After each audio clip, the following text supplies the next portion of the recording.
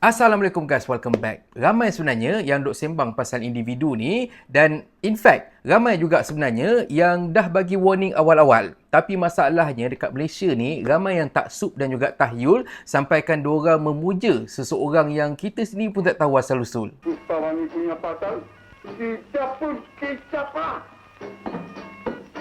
Kita tahulah yang orang tu daripada Maghribi ataupun Morocco. Tapi asal-usul dia entah, kita sendiri pun tak tahu. Itulah insan yang dikenali sebagai Maula Amin, yang mana dia mengaku yang dia ialah keturunan ke-38 dari susul galut Nabi Muhammad SAW. Dan sekarang ni, dia memang selalu keluar masuk dekat dalam negara kita. Masa awal-awal kecoh Maula ni pun, aku dah nasihatkan kat semua. Siasat betul-betul dan tak kisah dia keturunan baginda ataupun tak payah taksub sebab dia ni manusia biasa. In fact, kalau kata malaikat muncul dekat depan mata kita sendiri pun, kita tak layak. Dan dia tak ada hak pun untuk kita mendewakan dia ataupun pujakan dia sebab dia pun makhluk Allah. Apapun, terbaru, kabarnya ada gerakan yang cuba untuk kutip dana awam secara tak sah, yang mana katanya dana ni nak digunakan untuk untuk cipta Kampung 9 dekat Melaka, yang mana ianya bakal digunakan oleh pengikut Maula Amin ni sebagai persediaan akhir zaman. Masalahnya kau nak buat apa? Teko besar dekat kampung? Engkau nak buat kerajaan apa pula dekat Melaka tu? Minggu lepas pun punya bersesak orang datang pergi ke Melaka tu sebab banyak benda-benda free. Engkau lagi nak tambahkan benda tak ada faedah kat situ. Don't mess with Melaka, okay? Dan ikutkan siasatan, Mamat ni langsung tak ada pertalian darah pun dengan baginda Rasulullah SAW. Kau sembang biar betul sikit, sedangkan kerajaan Morocco pun terkejut kenapa orang duk benci si Maula Amin ni. Kepala otak engkau. Masalahnya sekarang ni, kerajaan Morocco ataupun Maghribi dah pun keluarkan surat rasmi pasal Maula Amin ni, dan ini apa yang diperkatakan oleh media. Pertamanya, lelaki yang memegang kewarganegaraan dari negara Perancis Algeria tu sebenarnya langsung tak mempunyai kaitan dengan nasab suci baginda SAW. Perkara tersebut telah disahkan oleh Kementerian Luar Maghribi bahagian hal ehwal ASEAN menerusi surat maklum balas yang diperoleh pihak skuad khas harian Metro. Difahamkan pemilik nama sebenar Muhammad Amin Oraj dilahirkan pada tahun 1984 di Algeria sebelum berpindah ke Perancis mengikut ahli keluarganya. Amin yang berjaya memperdaya segelintir masyarakat tempatan itu juga langsung tak ada pertalian dengan Sharif Idrisi di Maghribi atau jalur keturunan baginda SAW yang lain. Dan ikutkan Suara TV pula, beliau difahamkan mula memasuki Maghribi pada tahun 2006 dan telah berkahwin dengan wanita Maghribi pada tahun 2014.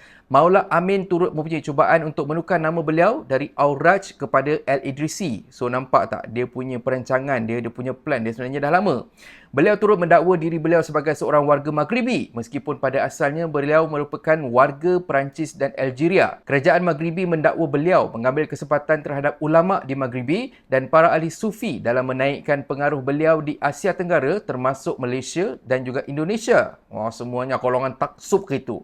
Maula Amin dikatakan menggunakan nama Habib dalam untuk meningkatkan pengaruh beliau. Selain itu, beliau turut mendakwa mengikut jalan ahli sufi meskipun tidak dapat dipastikan amalannya. Pihak kerajaan Maghribi secara keras tidak mengesahkan sebarang aktiviti melibatkan keagamaan terhadap individu ini. Artikel ni semua bohong. Aku tak nak percaya. Kalau kata tak percaya, jangan risau. Ada satu video dari keturunan sebenar Rasulullah SAW yang mana dekat situ kita boleh dapat dengar pengakuan dari keturunan ke-34 baginda Rasulullah dari keturunan Hasan bin Ali. Hasan bin Ali. Do you know about Amin Awad? He isn't from my family, not his uncle. He isn't from family of me. وليس فرد من العائلة الوزانية. أنا لا أريد أن أعود من العائلة الوزانية أنه يأتي إلى ماليزيا ويفعل ما يفعل شيء لا أقبل. إنه ليس وزاني. وإن كان يدعي أنه وزاني فهو يكذب. If you pretend that he is wazani, you are. I said to you that he isn't my family, he isn't wazani. That's all I can tell you. He isn't wazani. I know him from few years ago. He came to our zawiya like anybody can. And he take pictures with me, with my brothers. Not many times. One event or he came like anybody for the world. Nak tengok sangat keturunan Rasulullah kan? Kau tengok puas-puas. Biasa-biasa je. Tak ada pula over sampai orang kopekkan udang untuk dia. Tambah pula, aku pernah tengok beberapa klip bila kata si Maula ni duk berucap, aku rasa tak ada apa pun, biasa je dia punya ucapan dia. Tak ada wow mana. Dan aku rasa pengetahuan agama dia pun sangat-sangatlah basic. Bukanlah basic lah, sangat-sangat biasa lah. Dan kalau kata kita tengok agamawan-agamawan kita dekat Malaysia ni, bila kata kongsi ilmu tu lagi banyak isi. Dan memang legit bila kata Rasulullah SAW melarang kita untuk memuja baginda Rasulullah sebagaimana yang kita boleh baca dekat satu hadis yang mana dekat situ tertulis, diriwayatkan oleh Al-Imam Al-Bukhari radhiyallahu anhu dari Ibnu Abbas yang berkata beliau pernah mendengar Umar radhiyallahu anhu berkata di atas mimbar, saya pernah mendengar Nabi SAW bersabda, jangan kamu semua berlebih-lebihan memujiku seperti yang dilakukan oleh orang-orang Nasara ataupun Kristian terhadap Ibnu Maryam, Nabi Isa alaihissalam.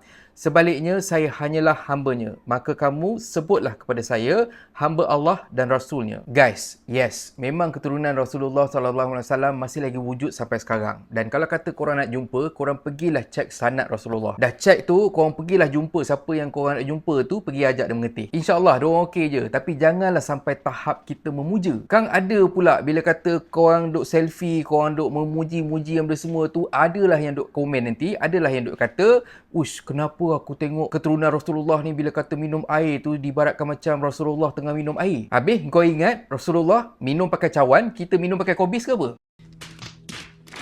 Benda-benda macam ni lah yang Rasulullah pesan dekat kita supaya kita jangan taksub kepada makhluk. Aku tahu ramai yang tunggu Imam Mahdi. Tapi korang kena tahu, benda yang dah tertulis tetap akan berlaku. Jadinya, bila kata benda tu dah ada dekat timeline, yang kita nak pergi mencari tu kenapa? Sebab macam mana pun benda tu akan terjadi dan apa yang telah dibekalkan kepada kita ialah info-info berkenaan dengan macam mana Imam Mahdi ni akan muncul dan apa rupa bentuk dia dan sebagainya. Tapi benda tu semua takkan jadi apa-apa kalau kata kita tak cukupkan amalan kita, kalau kata kita tak cukup atau kita tak mantapkan iman kita pada Allah SWT. Yang belum pasti sekarang ni ialah nasib kita dekat dunia ni dan juga dekat akhirat. Dekat dunia ni, let's say kalau kata Dajjal keluar pada waktu kita masih hidup, kita yakin tak kita tak akan jadi sebahagian dari pengikut dia? Sedangkan orang yang palsukan identiti dengan wajah bersih macam baru lepas buat facial treatment, kita pun dah mula menggelabah dan kita dah mula menyembah. Ini kan pula nanti bila kata Dajjal melata satu dunia dan juga hidupkan orang-orang yang dah pun mati, orang-orang yang dah pun tak ada,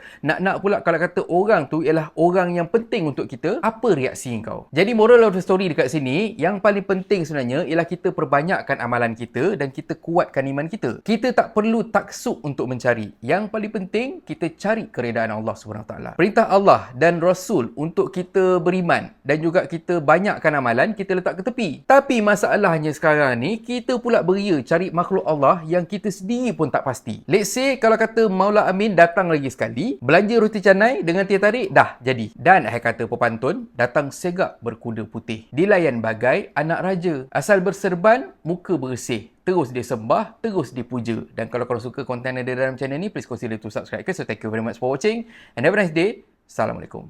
Assalamualaikum guys. YouTube ada fungsi baru iaitu Super Thanks. Siapa yang nak belanja aku kopi, korang boleh tekan butang Super Thanks kat bawah ni. Korang belanja aku RM6 je. Anyway, terima kasih sangat-sangat untuk sokongan korang. Assalamualaikum.